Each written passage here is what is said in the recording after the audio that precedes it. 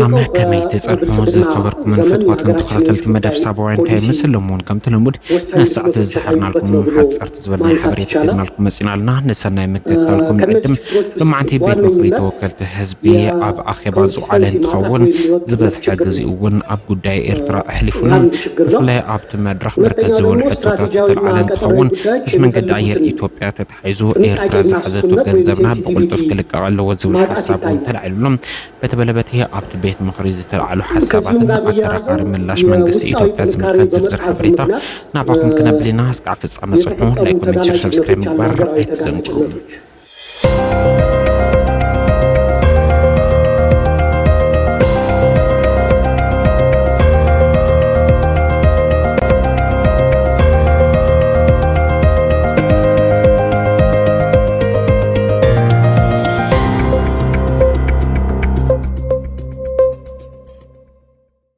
ታወቀው በብልጽግና ዘመን የሀገራችን የውጭ ጉዳይ ፖሊሲ ወሳኝ ድክመቶች የታዩበት ነው ብሎ ማንሳት ይቻላል። ከነዚህ ችግሮች ውስጥ በዋነኝነት የኮንሲስተንሲ ማጣት ወይም የወጥነት ችግር ነው። ያንዱ ችግር ነው። ሁለተኛው ደግሞ ስትራቴጂያዊና ቀጠናዊ ጉዳዮች የሚፈልጉትን ጥንቃቄና ስሱነት ወይም ሴንሲቲቪቲ ማጣት ይታያል። ከዚሁም ጋር የሚያያዘው የውስጣዊ ጥንካሬ በመጥፋቱ ምክንያት የተፈጠሩ ተጋላጭነቶች አሉ፣ ሀገራዊ ተጋላጭነቶች እና ወጥነት የሌለው የውጭ ፖሊሲና ቀጠናዊ ጥምረት ሲባል አጋርነትን መቀየር ይታያል።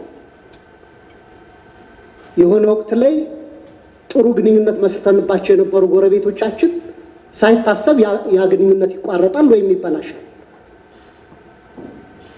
ቀላል ምሳሌ ለማንሳት ኤርትራ ጋር ባለፉት ዓመታት ተፈጥሮ የነበረው የተሻሻለ ግንኙነት አሁን ኦልሞስት ወደ ጦርነት አዝማሚያ ደርሶና ሶማሊላንድ ጋር ተፈጥሮ የነበረ በአግባቡ ሳይታሰብበት የተመሰረተ ሜሞራንደም ኦፍ አንደርስታንዲንግ እንደገና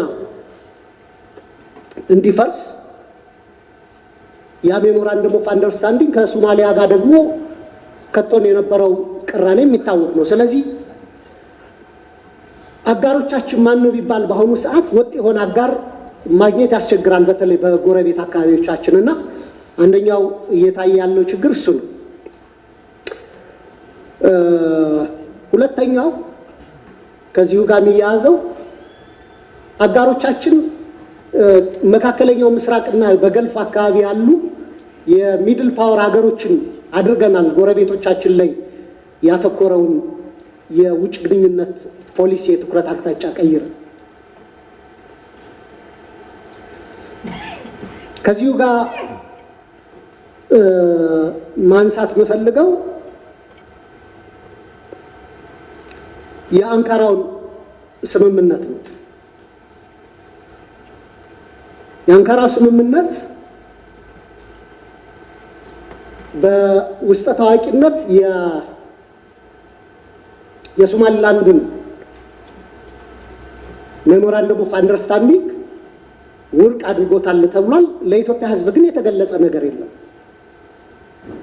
እንኳን ደስ አላችሁ የባህር በር አግኝተናል፣ የወደብ ባለቤት ልንሆን ነው ተብሎ የተገለጸ ስምምነት አንድ ዓመት ባልሞላ ጊዜ ውስጥ እንደገና ያ ተቀይሮ ሌላ ስምምነት ውስጥ ሲገባ የበፊቱ የሶማሊላንድ ጋር የገባነው ስምምነት ወድቋል፣ ተሰርዟል ወይስ አልተሰረዘ የሚለው እንኳን በግልጽ ኮሙኒኬት አልተደረገም እና እነዚህ አይነት የኮንሲስተንሲ ማጣት ችግሮች ሀገራችንን ብዙ ዋጋ እያስከፈሏት ነው። የዲፕሎማሲ መገለል እንዲገጥማት እያደረገ ነው ብዬ አስባለሁና ክቡር ሚኒስትሩ መጠየቅ የምፈልገው አንደኛ ከጎረቤቶቻችን ጋር የሚኖረን ዲፕሎማሲያዊ ግንኙነት ቅድሚያ ሊሰጠው የሚገባ ነው።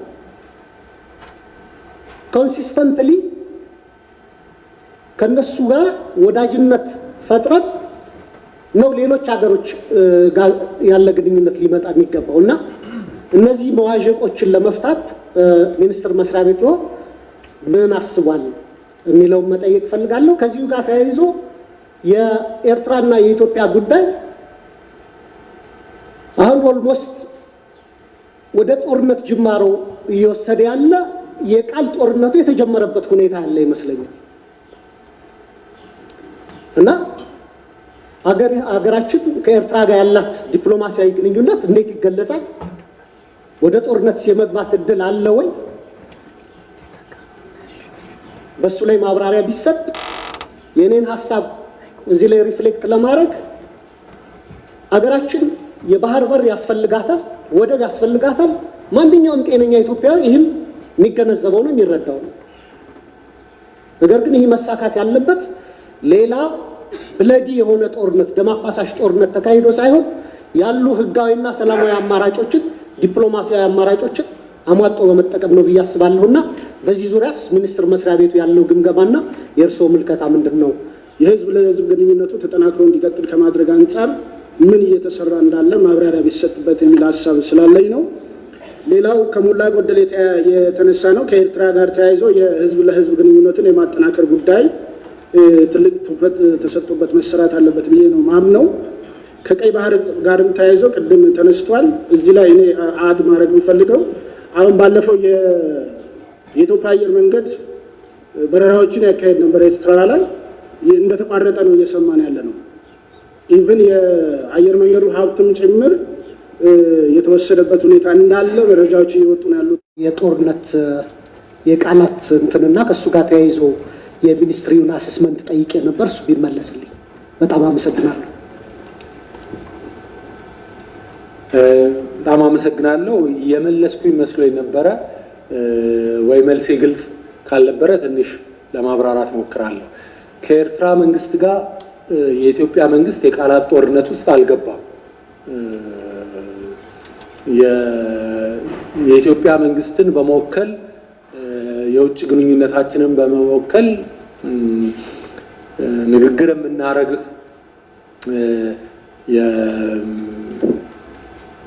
ተቋማት አለን። እስከማስታውሰው የቃላት ጦርነት ውስጥ ገብተን እንዲና እንዲያ ወደ ማለት አልገባን። ስለዚህ የረሳሁት የተናገርነው ነገር ከሌለ በስተቀር በቅርቡ የነሱን ንግግሮችንም በተመለከተ የውጭ ጉዳይ ሚኒስቴር ቃል አቀባይ የቀድሞውን አላልኩም የአሁኑን ቃል አቀባይ በተቋሙ መድረክ ላይ የተናገሩት ንግግር አለ። ያ የቃላት ጦርነት የሚባል አይደለም። ጉዳዩ የሚያሳስባቸው የሚመለከታቸው ዜጎች፣ የህዝብ ተወካዮች፣ የቀድሞ የመንግስት ኃላፊዎች የራሳቸውን ምልከታ ያጋራሉ። ኢትዮጵያ ዲሞክራሲን ተግባራዊ ለማድረግ የምትሞክር ሀገር ስለሆነች የዛሬ ብቻ ሳይሆን የቀድሞ ኃላፊዎችም ስላሉን ኃላፊዎች አንድ ወንበር ላይ በጣም ረጅም ጊዜ ስለማይቀመጡ የተቀባበልን ስለምንሰራ የቀድሞ ልምዳቸውን የነበራቸውን ኃላፊነት ለሀገር የሚሰማቸውን ቀናይነት ታሳቢ በማድረግ የተለያዩ የሥራ ባልደረቦች ዜጎች የሚያስተላልፉት መልእክት አለ። ያ መልእክት ጆሮ ሊሰጠው ይገባል። ትልቅ ትርጉም አለው። እንደ መንግስት ደግሞ መንግስት ፎርማሊ የሚላቸውን ነገሮች ብሏል። ግን ያልነው ነገር በፍጹም የቃላት ጦርነት የሚባል ነገር ውስጥ አልገባል። ይህንን እዛ ውስጥ ደግሞ ማንገባው እኛ ቀጠናዊ መረጋጋት፣ ቀጠናዊ ሰላም እንዲኖር በኃላፊነት ስሜት የምንንቀሳቀስ ሀገር ስለሆነ ዓለም አቀፍ መርህና ህጎችን፣ አሰራሮችን አክብረን የምንንቀሳቀስ ስለሆነ ነው። እንነጋገር ከተባለ ብዙ የሚያነጋግር ነገር አለ። ግን በሚዛኑ በጊዜው በጥንቃቄ መመራት መሄድ ስላለበት ኢትዮጵያ ደግሞ በጣም ትልቅ ሀገር ነች። 120 ሚሊዮን በላይ ህዝብ ያላት ትልቅ ኢኮኖሚ ያላት ትልቅ አቅም ያላት ጠንካራ ሀገር ነች። ስለዚህ ከኢትዮጵያ አመራሮች የሚወጣ ቃል ትልቅ ትርጉም ስላለው ትልቅ ክብደት ስላለው እነዚህን እንዲሁ በዘፈቀደ በመሰለን መናገር ስለሌለብን ትንኮሳ ቢኖርም አንዳንዴ በወደ ሰፊነት፣ አንዳንዴ ሰምቶ እንዳልሰማ፣ አንዳንዱን ደግሞ በራሱ በዲፕሎማቲክ ቻናል የሚመለሰውን ለመመለስ ጥረት እናደርጋለን እንጂ የቃላት ጦርነት ውስጥ አልገባንም፣ ምንገባም አይመስለኝም። በዛ ብዙ ሐሳብ ይገባን አይገባም። ነገር ግን ቀደም ብዬ እንዳልኩት ብሔራዊ ጥቅማችንን ሀገራዊ ጥቅማችንን አስመልክቶ ያለን አቋም አይዛነፍም። እሱም በተመለከተ ያለንን አቋም አጠናክረን እንቀጥላለን። የጋራ ተጠቃሚነት እንዳለው ባለመረዳት ወይ በተለያየ ምክንያት የኢትዮጵያ ስትራቴጂክ የሆኑ ሀገራዊ ጥቅም ጉዳዮች ሲነሱ ትኩሳታቸው የሚጨምር ሀገራት አሉ። ግድብ ስንገነባ እንዴት ይገነባል ብለው እንዴት ሲደረግ እኛ ሳንፈቅድ እኛ እሺ ሳንል ወይም ያለኛ ቡራኬ የሚሉ ነበሩ። ያ ሳያስቆመን ግድቡን እንዳጠናቀቅነው ሁሉ ሌሎች መሰል ስትራቴጂክ ፋይዳ ያላቸው የሀገራዊ ጥቅም ፕሮጀክቶቻችንንም ቅር ቢላቸውም ደስ ባይላቸውም እውን ማድረጋችን አይቀርም። በዛ ሂደት ግን ይህንን ጥቅማችንን በምናስከብርበት ጊዜ የጋራ ተጠቃሚነት መርህን ታሳቢ ባደረገ የዓለም አቀፍ ሕግ አሰራር መርሆችንም ከግንዛቤ ባስገባ መንገድ መሄዳችንን እንቀጥልበታለን። ከዚህ ከጎረቤት ሀገራት ጋር ከምንጋራው ድንበራችን ውስጥ ግን በአግባቡ የተከለለ የተሰመረ የተለየው በጣም ጥቂት የሆነ ከግማሽ በታች የሚሆን ነው። ችካል የተደረገለት በማፕ በሚገባ ተለይቶ በሀገራቱ መካከል መግባባት ተፈጥሮበት ዴሊኔት የተደረገ በአግባቡ የተሰመረ የተለየና ችካል የተደረገበት ወሰን ያለን ከ50% የሚያንስ ነው። ይሄ ከሁለት በዋነኝነት ከአንድ ጎረቤት ሀገር ጋር በደንብ የተለየ ወሰን አለ። ከሌሎች አብዛኞቹ ጎረቤቶች ጋር ያለን የድንበር እና የወሰን ጉዳይ ግን ትኩረት የሚፈልግ ተጨማሪ ሰፊ ስራ የሚፈልግ ነው። ስለዚህ ከዚህ አኳያ በጣም ብዙ መሰራት ያለባቸው ስራዎች አሉ።